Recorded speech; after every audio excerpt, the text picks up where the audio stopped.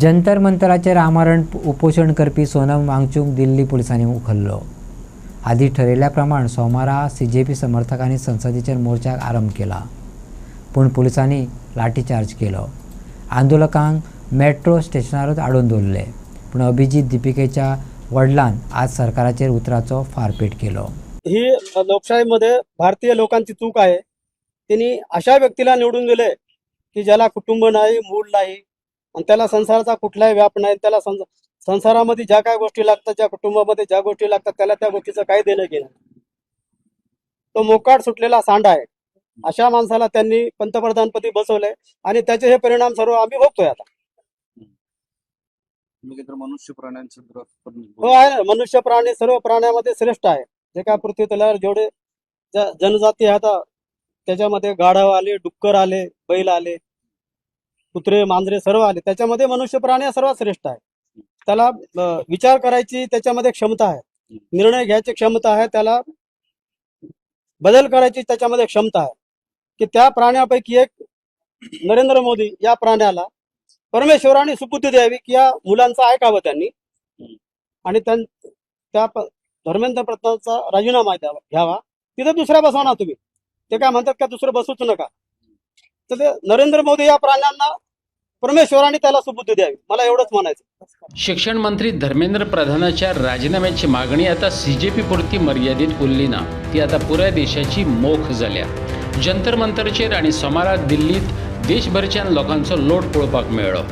शबाना आझमी, प्रकाश राज सारकिल्ल्या बुद्धिवादी अभिनेत्यांनी उक्तो तेंको CJPक दिलो। सुप्रीम कोर्टाचो वकील ॲडव्होकेट विवेक तानखान सोनम वांगचूकच्या ट्रीटमेंटाक घेऊन काय प्रश्न उभे केले। If a person is not under detention, अगर वो अपराधी नहीं है या उसके अगेंस्ट कोई केस नहीं है और वो ये कह रहा है कि मुझे अपने चॉइस के अस्पताल में जाना है, तो कोई रोक सकता है क्या? ये सरकार कह सकती है कि क्या नहीं, आपको हमारे सरकारी अस्पताल में ही इलाज कराना पड़ेगा। और हमारा ये कहना है, हाईकोर्ट के डिविजनल बेंच का जो ऑर्डर है is being misinterpreted. There is no such order of the high court to detain me, and there can be no detention even whether I'm sick or not sick, if there's no case against me. So today High Court has heard both sides. It has passed a long order. उसमें उन्होंने बहुत सारी बातें बोली हैं। High Court has asked them to also share reports with her. हमने ये भी complain की कि साहब वहाँ का atmosphere बहुत खराब है। There are 30 policemen standing near or outside his room, 100 policemen standing in the ground floor or some place, जैसा इन्हें मुझे बताया। तो आप बताइए कि कोई पेशेंट का अगर ब्लड प्रेशर ऐसी स्थिति में ऊपर नहीं जाएगा तो क्या नीचे जाएगा? तो सोनम वांगचूक जी को अगर रिकवर भी करना है, उसके लिए भी तो हमको अपना एनवायरमेंट चाहिए, हमको अपने डॉक्टर्स चाहिए। हम ऐसा नहीं कि हमको कोई ट्रस्ट नहीं है सफदरजंग में या एम्स में, बट आज के दिन उनकी फैमिली ने क्लियरली बोला है और सुपरिटेंडेंट ने भी बोला, वो जो आई थी, कि उन्होंने कहा वे बार बार कहते हैं कि हमको आपकी हॉस्पिटल पे ट्रस्ट नहीं है, हमको सरकार पे ट्रस्ट नहीं है। सपोज सरकारी व्यवस्था पर उनको ट्रस्ट नहीं है और वो इंडिया की one of the famous end one of the best hospital Vedanta जाना चाहते हैं और वेदांता से इन्होंने बात कर ली है, तो इनको रोका क्यों जा रहा है? तो मैम बात की जाए छात्रों के लिए, सरकार अभी भी कोई एक्शन मोड में नहीं, सरकार का कुछ ये नहीं, क्या कहना चाहोगे? देखिए, जिस तरह से हमने देखा है कि हमारा युवा सामने आया है, पूरे हिंदुस्तान के कोने कोने से, पूरी दुनिया के कोने कोने से, इस तरह की शक्ति युवाओं में हमने पहले कभी नहीं देखी। और मुझे यकीन है कि उनकी जो ताकत है, जिसके भाषण दिए जाते हैं, उसको आज उन्होंने साबित कर दिया कि जब भी किसी तरह का इनकलाब आता है दुनिया में, तो सबसे आगे जो है हमारे युवा खड़े रहते हैं। उन्होंने अपनी ताकत पहचानी है और उनकी वजह से हमको ताकत मिल गई। मैं धारा 163 लगा दिया गया, देख रहे हो कितना सुरक्षा बल तैनात किया गया है, क्या लगता है ये देंगे प्रदर्शन करने के लिए, घेराव करने के लिए? नमस्ते।